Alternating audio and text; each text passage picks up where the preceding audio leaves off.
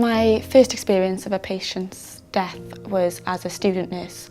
I was working on an oncology and haematology ward, and I looked after this lady, and we built up a lovely rapport.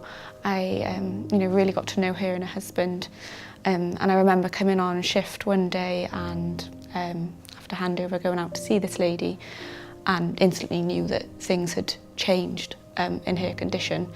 I carried on with my shift, and I went over to speak to her, and she wasn't responsive. All of a sudden she turned to me and said, "Call my husband." Instantly I knew why, and I walked off and cried. I called her husband, and I remember I couldn't get an answer on the phone.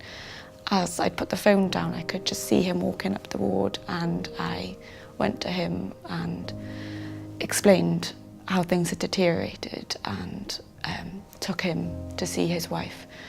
And as soon as he'd gone in the room, he held her hand, and she slipped away. That moment, and that is something that will stay with me forever. My first job after that first experience, I decided that I wanted to go into oncology and haematology, and I worked on that ward. I then moved to hospice care, where I'd had a lot of obviously different experiences, and what I learnt there is that every experience is different for every individual. They've got their own ideas of what they want, and it's important to know what that patient and their family wants and what's important to them. And what I learned in the hospice was that kind of going above and beyond your duty of care to ensure that patients really do have the best experience in probably what is the worst of times.